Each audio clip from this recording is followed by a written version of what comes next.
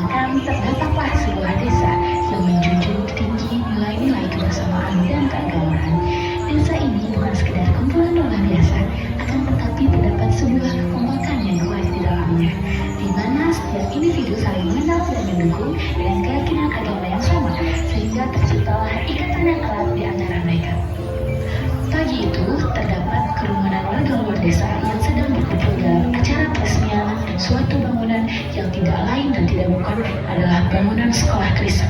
Di tengah-tengah desa yang menganut paham agama Islam menjadi sebuah konflik pada desa tersebut. Warga asli desa pun merasa terpanggil dan penasaran dikarenakan melihat kerumunan warga luar desa yang mengadakan acara tanpa sepengetahuan warga asli desa. Ada apa itu rame-rame? Samperin ya.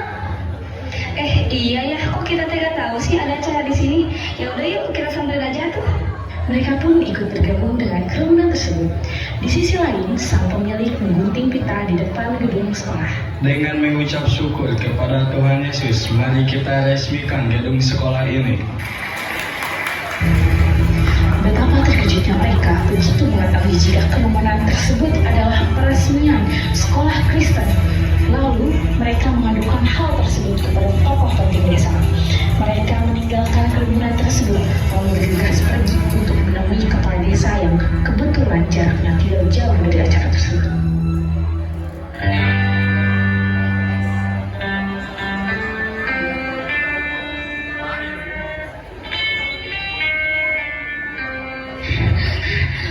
Pak, itu Pak, ada acara peresmian sekolah Kristen di seberang sana. Ya benar Pak, bagaimana jika anak di sini penasaran lalu mempelajari pelajaran mereka? Kok saya enggak tahu ya? Ya wes lah, tak samperin ke sana.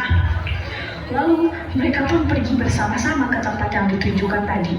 Dan setibanya di gedung itu, mereka pun langsung menemui kepala sekolah dengan emosi yang memuncak. Akan tetapi ditahan oleh biarawati di sekolah tersebut. Mereka pun menjadi pusat perhatian ketika beradu argumen dengan biarawati yang menyebabkan terjadinya kericuhan. Siapa penanggung jawab acara ini? Acara apa ini? Mana gak ada konfirmasi ke saya lagi? Apa? Ada kepentingan apa ya? Tiba-tiba datang membuat kericuhan di acara kami. Lah, bukannya sebaliknya ya? Kalian yang tiba-tiba datang tanpa seizin kami. Kenapa ada sekolah Kristen di desa kami? Yang sudah jelas penduduk di sini warganya Islam semua. Kami gak terima sekolah Kristen ini diresmikan karena pasti berpengaruh besar pada anak-anak di desa kami. Kemudian biarawati tersebut memanggilkan kepala sekolah dengan tergesa-gesa panik. Gawat, terjadi keributan di luar. Warga sudah mengetahui peresmian sekolah kita. Sebentar, tahan dulu mereka. Saya harus menyelamatkan umat-umatku terlebih dahulu. Baik Romo, akan aku usahakan. Setelah biarawati tersebut memanggil Romo, ia bergegas menghampiri kembali warga yang berkerumun di luar, dan Romo tersebut segera menyelamatkan umatnya. Namun, sesampainya biarawati tersebut di depan bangunan, alangkah terkejutnya ia mendapati warga yang semakin banyak berkumpul, bahkan membawa obor dan batu untuk merusak bangunan. Semua kita bakar bangunan itu. Ayo rusakin saja bangunan itu. Jangan, saya mohon jangan. Beri kami kesempatan. Banyak orang sekali kamu ini. Sudah, habisi saja dia.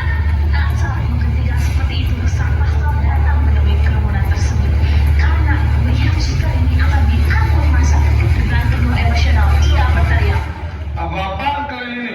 Seluruh manusia-manusia keji. Maksudmu apa mendirikan sekolah Kristen tanpa izin? Siapa kamu? Apakah kamu dalam dari semua ini? Ya, saya yang mendirikan sekolah ini. Lalu, apa maksudnya datang membuat keributan? Oh, jadi ini orang yang ingin mempengaruhi masyarakat di sini. Mari bakar juga dia.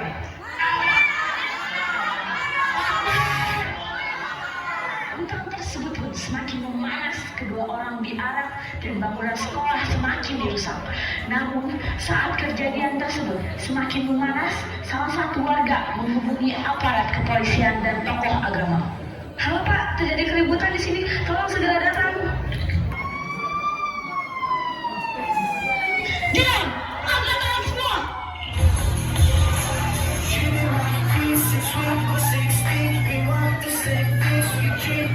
Jangkap apa terjadi di sini?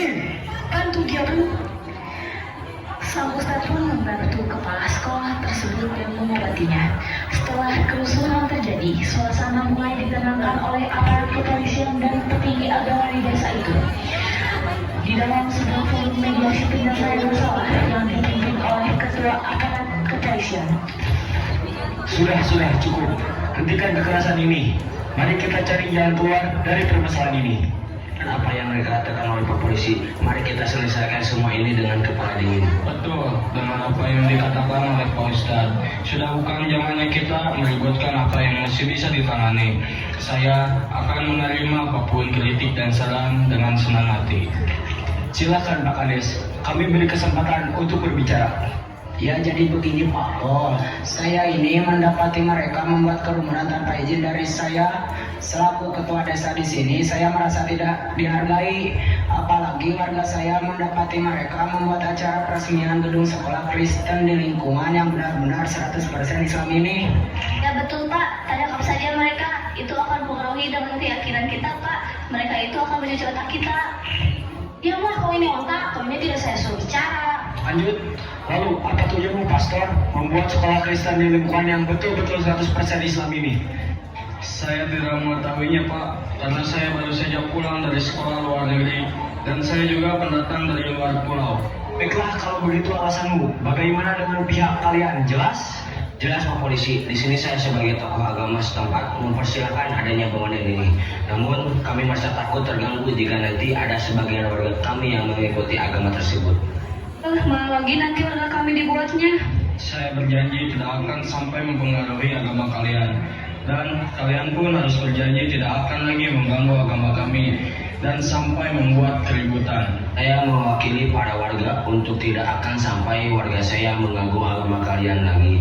Karena Islam mengajarkan di dalam Al-Quran, surat Al-Kafirun ayat 6 yang berbunyi lakum dinukum waliyadin, yang artinya bagimu agamamu dan bagiku agamaku. Udah kalau gitu kita bikin surat perjanjian aja. Oh gitu, saya akan membuatkan surat perjanjiannya sekarang.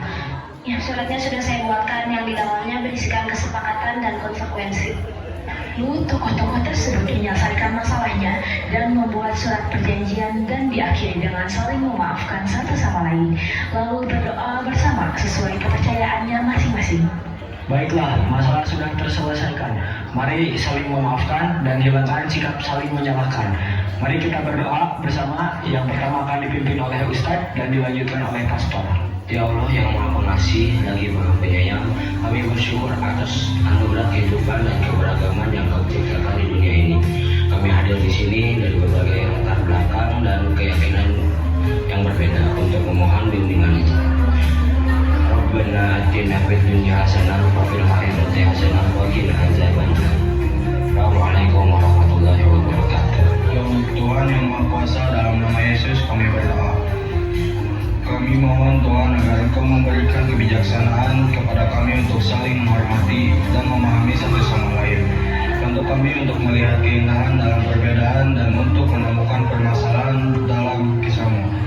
Tuhan, kami berdoa agar setiap langkah yang kami ambil dalam dialog ini penuh dengan kasih, pengertian, dan perdamaian. Ajarilah kami untuk menjadi agen perdamaian di tengah masyarakat ini. Dalam nama Yesus kami berdoa.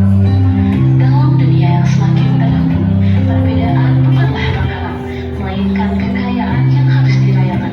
Toleransi bukan hanya tentang menerima perbedaan, tetapi juga tentang memahami, menghargai, dan menciptakan ruang bagi dialog yang konstruktif.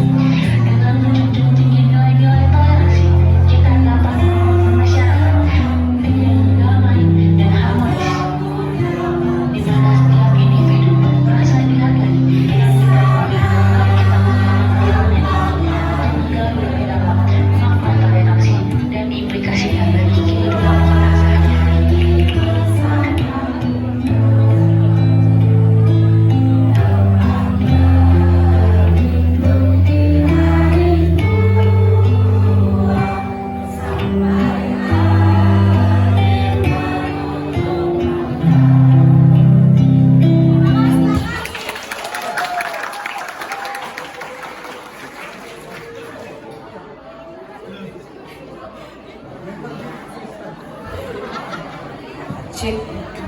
Ya dikasih jeruk ya tadi itu